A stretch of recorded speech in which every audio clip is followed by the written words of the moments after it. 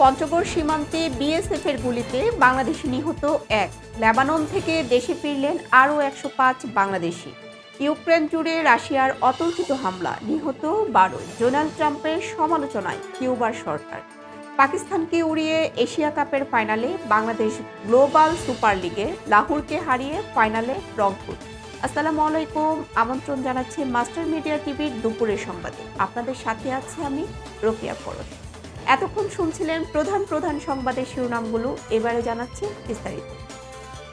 পঞ্চগড় সদর উপজেলায় ভারতীয় সীমান্তরক্ষী বাহিনীর বিএসএফ এর গুলিতে আনোয়ার হোসেন নামে এক বাংলাদেশি নাগরিক নিহত হয়েছে। শুক্রবার ভোরে সদর উপজেলার হারিভাষা ইউনিয়নের মোমিনপাড়া ও ভারতের সিংপাড়া সীমান্তের মেন পিলার ৭৫১ এর ৮-৯ নম্বর সাব পিলারের মাঝামাঝি এলাকায় তাকে গুলি করে হত্যা করা হয়।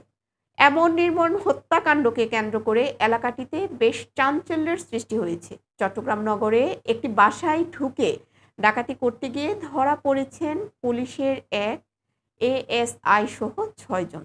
ধাওয়া খেয়ে পালানোর সময় এসআই সহ ৬ জনকে ধরে ফেলে স্থানীয় বাসিন্দারা। বৃহস্পতিবার রাতে নগরের বাকুলিয়া থানার কল্পলুক আবাসিক এলাকার একটি ভবনের ৯ তলার একটি বাসায় ১৬ জনের একটি ডাকাত দল ৮ ভরি স্বর্ণালংকার ও ৩৫,০০০ টাকা লুট করে। আরও দেখুন ভিডিওতে।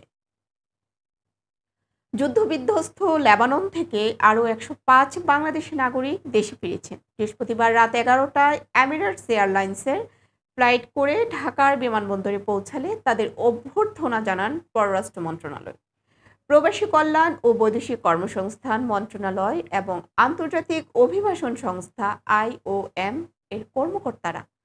আরও দেখুন ভিডিওতে।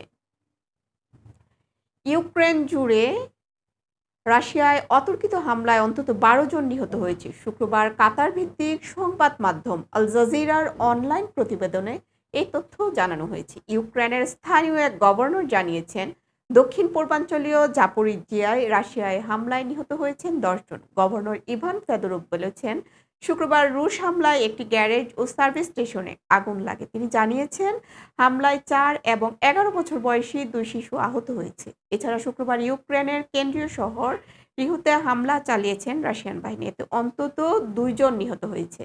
নবনির্বাচিত মার্কিন প্রেসিডেন্ট ডোনাল্ড ট্রাম্প তার দেশে অনিয়মিতভাবে অবস্থানরত কিউবা সহ বিভিন্ন দেশ থেকে আসা অভিবাসীদের ঢালাওভাবে বিতরণের যে পরিকল্পনা নিয়েছেন সেটি বাস্তবসম্মত নয় বলে মন্তব্য করেছেন কিউবার উপপররাষ্ট্রমন্ত্রী। অভিবাসন বিরোধী বড় অভিযানের প্রতিশ্রুতি দিয়েছেন ট্রাম্প। রানিং মেয়র জেডি ভ্যান্সকে সঙ্গে নিয়ে ৩ বছরে ১০ লাখের মতো অনিয়মিত অভিবাসীকে যুক্তরাষ্ট্র থেকে বের করে দিতে চান। ডয়চে ভেলের এক প্রতিবেদনে এমন তথ্য উঠে এসেছে। এবারে খেলার খবর। দ্বিতীয়বারের মতো অনূর্ধ্ব-১৯ এশিয়া কাপের ফাইনালে জায়গা করে নিয়েছে বাংলাদেশ। সেমিফাইনালে পাকিস্তানকে ৭ উইকেটের বড় ব্যবধানে হারিয়ে শিরোপার আরও এক ধাপ কাছে পৌঁছেছে লাল সবুজের যুবারা। দুবাই আন্তর্জাতিক ক্রিকেট স্টেডিয়ামে টস জিতে পাকিস্তানকে ব্যাটিংয়ে পাঠায় বাংলাদেশ। আরও জানাচ্ছেন নাহিদ কামাল। গ্লোবাল সুপার লিগে কঠিন সমীকরণের হিসাব মিলিয়ে পাকিস্তানের লাহোর কালান্দার্সকে হারিয়ে ফাইনালে উঠেছে রংপুর রাইডার্স। গায়ানার প্রভিডেন্স স্টেডিয়ামে বৃষ্টির কারণে মাত্র ৯ ওভারে নেমে আসে ম্যাচটিতে লাহোরকে ২৩ রানে ডিএলএস মেথড হারিয়েছে রংপুর। আগামীকালের ফাইনালে রংপুরে খেলবে অস্ট্রেলিয়ার ভিক্টোরিয়ার বিপক্ষে। বিস্তারিত জানাচ্ছেন সাবিত সারোয়ার। পুষ্পা ২ দেখতে গিয়ে নারীর মৃত্যু, আল্লু অর্জুনের বিরুদ্ধে মামলা। হায়দরাবাদে পুষ্পা ২ ছবির প্রিমিয়ারে পদদলিত হয়ে এক নারীর মৃত্যুকে কেন্দ্র করে মামলার জালে ফাঁসলেন প্যান ইন্ডিয়া তারকা আল্লু অর্জুন। ভারতীয় গণমাধ্যমের খবর, চিক্কতপল্লী পুলিশ স্টেশনে শুধু এই নায়কের বিরুদ্ধেই নয়, তার নিরাপত্তা কর্মী ও থিয়েটার কর্তৃপক্ষের বিরুদ্ধেও মামলা দায়ের করেছে ওই নারীর পরিবার। দর্শক, এই ছিল দুপুরের সংবাদ। পরবর্তী সংবাদ দেখার আমন্ত্রণ রইল। আল্লাহ হাফেজ।